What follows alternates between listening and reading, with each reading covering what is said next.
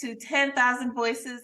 I am here with Victoria Kageni. She is a Kenyan American designer who is located in York, Pennsylvania. A fellow creative, like I said.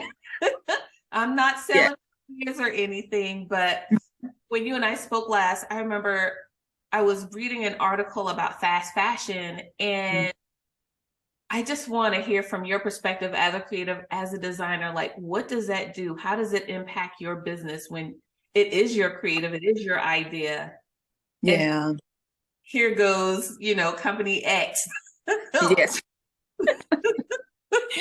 Yeah, I mean, that is one of my pet peeves. And I used to struggle a lot with that, to the point that I was like, there was times I almost gave up on this whole thing of wanting to do something, right? Because it's wanting to do something with your gift. Because every time you turn around, someone is buying something from company X at a fraction of the cost of what you're doing. Meanwhile, you know what fabrics cost, and the fact that I'm spending all this time creating something that is truly unique, you won't be able to find it anywhere else, because first of all, I'm using my hands. And every time I make the same thing, even, there's going to be some type of variation, because I'm not a machine. I'm not in a fast-paced manufacturing plant. Neither do I have exposure to a throng of workers that are willing to accept 50 cents, which first of all is ridiculous, because as a mom, you're thinking to yourself, had someone treated me that way, I would not exist. I wouldn't have been able to take care of my kids. So why would I want to do that to someone else? So I had to come to terms with the realization that I am as unique as the next person. I am as unique as my fingerprint. So my work speaks for itself. If it is not something that speaks to you, then you're not the person that I'm trying to reach. So I shouldn't feel bad about the price on the work that I do, because I know how much time it takes.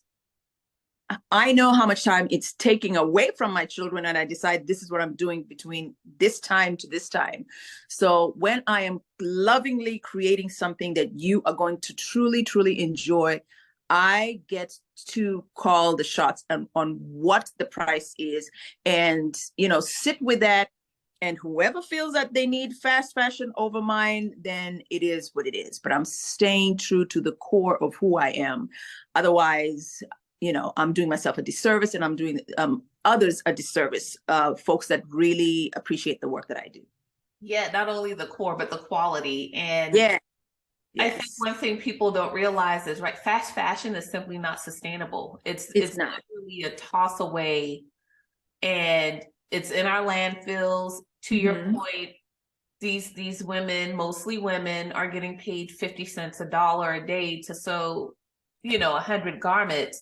That's also not sustainable economically as well. And as much as I enjoy a new, sweater or vest or whatever, when we look at the research, we all know that it's just not to the health of our globe to continue down the fast fashion track. So from one creative to the other, I hear you. I empathize. I love the quality of your work. I've seen it in person, and I think it's absolutely beautiful. So thank you. I would say check out Victoria's collection, because it's absolutely lovely. The fabrics are and like you said, you make it with love.